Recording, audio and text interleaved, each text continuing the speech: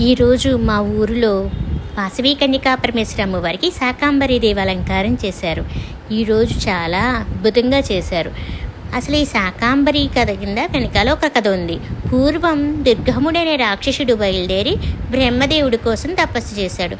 ఒక వరం కోరుకున్నాడు. ఆ వరం ఏమిటంటే, బ్రాహ్మణుల దగ్గర ఉన్న వేదమంత్రాలన్నీ నాకు తెలియాలి, నాకు వశమైపోవాలి అని కోరుకున్నారు.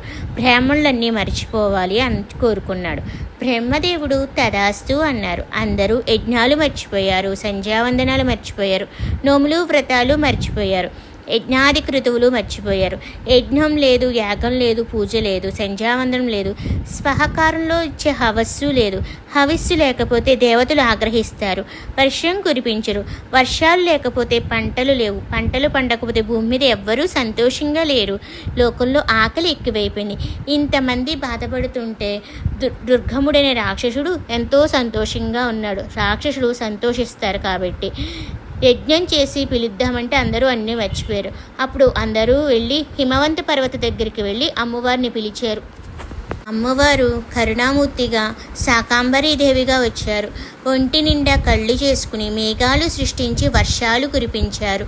ఒంటి నిండా కూరగాయలు, ఆకుకూరలు, పళ్ళు చేసుకుని అందరికీ అందించారు. ఆ విధంగా శాకాంబరి అవతారం దాల్చారు.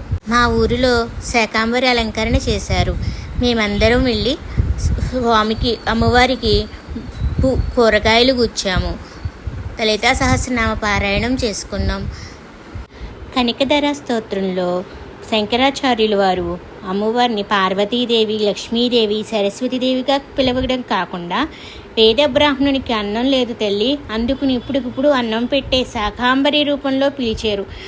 ఉన్న ఉసిరికాయ దానం చేసేసింది, ఆవిడికి అన్నం లేదు. అందుకుని శంకరాచార్య వారు గీధి వదేతి గరుడధ్వజ సుందరీతి శాకాంబరేతి శశశేఖర వల్లభేతి సృష్టి స్థితి ప్రళయ కేళీషు సంస్థితే యా తస్మై నమస్తే భువనేక గురుస్తరణ్యే అని శాకాంబరి దేవిని పిలిచారు.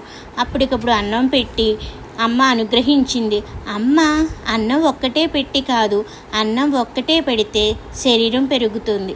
ఎందుకు పనికొస్తుంది? గత జన్మలో చేసిన ఫలితాలు అనుభవించడానికి తప్ప దేనికి పనికిరాదు. కానీ అమ్మ అనుగ్రహం కలిగితే జ్ఞాన వైరాగ్యాలు కలుగుతాయి. అందుకనే ఆషాఢ మాసంలో ప్రతి చోట కూడా అమ్మవారికి శాకాంబరి అవతారం చేసి వర్షాలు కురిపించమని కోరుకుంటారు. అమ్మవారి అనుగ్రహంతో వెంటనే వర్షాలు కురిచి పంటలు పండి భూమి మీద అన్నం కొరత లేకుండా కలుగుతుంది. ఆ విధంగా అమ్మవారు అందరినీ అనుగ్రహిస్తారు.